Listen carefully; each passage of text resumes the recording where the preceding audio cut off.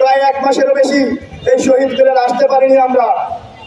আমরা রাতে প্ল্যান করেছি, সকালে প্রোগ্রাম করেছি।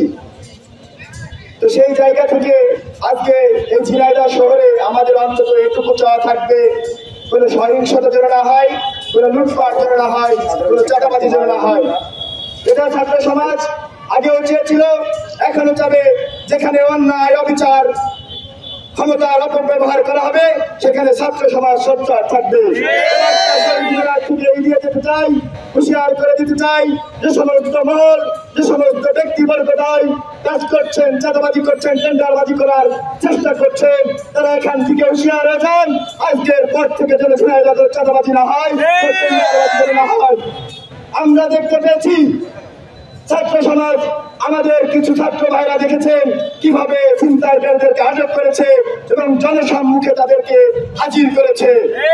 যদি কেউ এই অপচেষ্টা করে চালান, আজকে এখান থেকে বলে দিচ্ছি, যে ব্যক্তি হন, যার ব্যাকগ্রাউন্ড যাই হোক, আমরা কিন্তু পয়লা চত্বর কিংবা শহীদ মিনারে এসে টানিয়ে রাখবো আপনাদেরকে। কারণ এই স্বাধীনতা এনেছি কোন মহলের জন্য নয়, কোন একটা সুবিধাবাদীদের জন্য নয়, কোন চাঁদাবাজির জন্য নয়, কোন ছিনতাইবাজি করার জন্য নয়। তাদেরকে হুঁশিয়ার করে দিচ্ছি, এই হাজার শহীদের রক্তের উপর দিয়ে যদি কেউ চাঁদাবাজি করার চেষ্টা করেন, তাদের কিন্তু ছাত্র সমাজ ভেঙে গুড়িয়ে দেবে। আমরা দেশে স্বাধীন এনেছি, এই ছাত্র সমাজ স্বাধীন এনেছে কি কারণে, কি উদ্দেশ্যে, কি লক্ষ্যে, কি অর্জন করেছি, আমরা কি প্রতিষ্ঠা করতে চেয়েছিলাম, আমরা কি পেরেছি সেটা?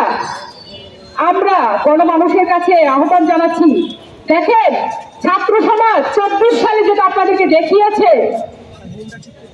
69, 52, 62, 71, সেখান থেকে শিক্ষা নিয়ে, সেখান থেকে শক্তি নিয়ে আজকে 24 সালে ছাত্র সমাজ যে শক্তিটা অর্জন করেছে, এই শক্তি অত সহজে আপনারা গুড়িয়ে দিতে পারবেন না।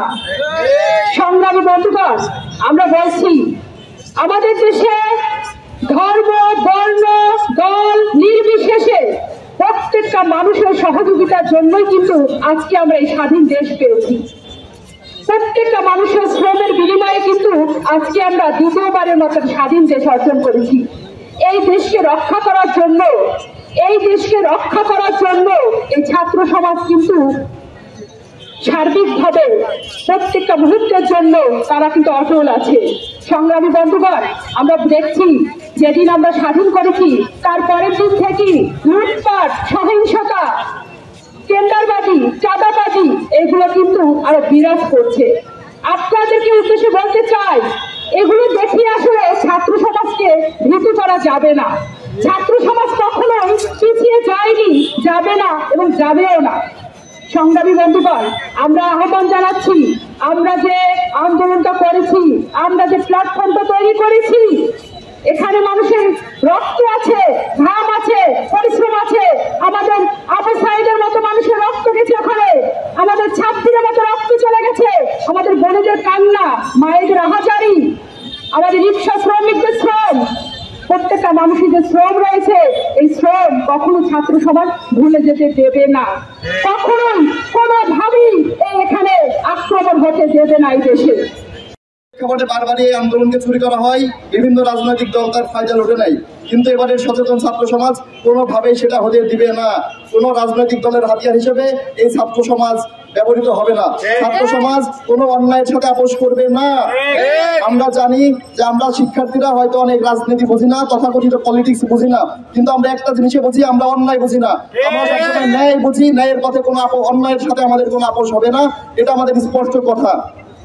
তো এই যে বারবার যে রাজনৈতিক ফায়দা লুটে নেওয়া হয়, এটা যেন আর কখনো না নিতে পারে, আর কোনো রাজনৈতিক দল যেন আমাদের ব্যবহার করে নিজেদের প্রভাব বিস্তার করতে না পারে, সেজন্য আমরা যে স্বাধীনতা অর্জন করেছি, সেই স্বাধীনতা রক্ষা করার জন্য আমরা এই বৈষম্য বিরোধী ছাত্র আন্দোলন সারা জীবন রাজপথে থাকবো ইনশাআল্লাহ।